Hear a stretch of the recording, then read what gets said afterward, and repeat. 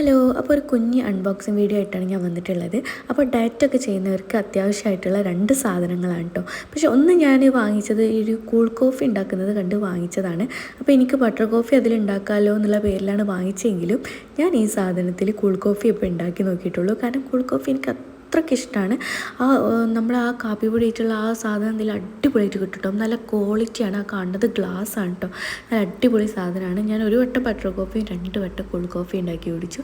അടിപൊളി സാധനം. ചാർജ് ചെയ്തിട്ട് നമുക്ക് റീയൂസ് ചെയ്യാം.